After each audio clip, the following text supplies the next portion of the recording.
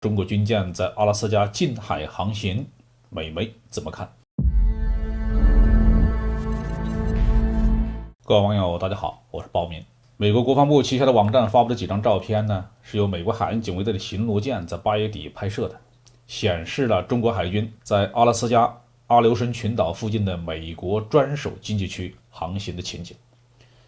这些照片引起了我们国内媒体和广大网友们的一片欢呼，因为我们一直痛恨美国及其盟国的军舰以自由航行为名，在中国南海和台湾海峡挑衅中国的主权。现在我们的军舰也去美国的专属经济区自由航行了，这是以其人之道还治其人之身，可谓是大快人心。那么美国媒体是如何看待这件事情？是否也感到愤怒，要求美军采取行动呢？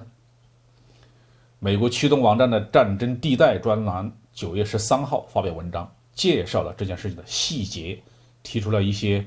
与我们想象不同的观点，值得我们了解一下。首先呢，战争地带专栏发现美国海军公布这些照片的时间正好发生在环球时报的主编胡锡进在推特上与美国海军的官方账户打了嘴仗之后。9月8号，美国海军在推特上声称卡尔文森号航母在南海自由航行，是为了维护印太水域的自由和开放。那环球时报的胡主编呢，对此进行了直接的反驳，在推特上指出，希望有一天，当中国军舰穿越加勒比海，或者是出现在夏威夷或关岛附近的时候，美国会坚持同样的航行自由标准，这一天很快就会到来。因此战争地带专栏认为胡锡进主编的预言是有官方背景的，他的预言实际上已经实现。这让人不禁想到，早在去年年中，胡锡进主编在推特上发文指出，中国以前由于并不是美搜的主要敌人，因此在核战略上采取了最低威慑的办法，仅仅是维持了与英法同样数量级的核弹头的数量。但是现在呢，美国已经在战略上把中国视为主要敌人，中国有必要增加核武器的数量，来形成更大的威慑。其次，战争地带列举了几个例子来说明美国确实坚持了航行自由的统一标准，同时认为美国海军在此时公布这些照片，引用其海警舰长的话，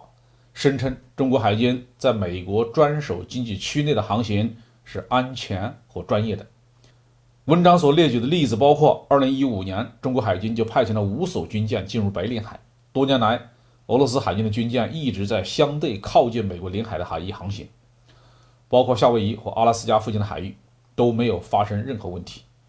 因此呢，文章认为美国海军目前认为中国海军的行动正好验证了美国所坚持的航行自由的价值观。言外之意是，美国并没有双标，而是坚持了一个标准。但是这篇文章还披露美国海军、海军陆战队和海岸警卫队共同发布了一份海洋战略文件，强调要监测和记录中国以及俄罗斯未来的侵略性的海上活动。所以未来如果中国海军继续加强在美国专属经济区的活动的话，美国军方将如何反应很难以预料。战争地带的文章虽然标榜美国并没有玩双标，但是仍然给美国玩双标留下了伏笔，因为美国在国际事务上使用双重标准的案例实在是太多。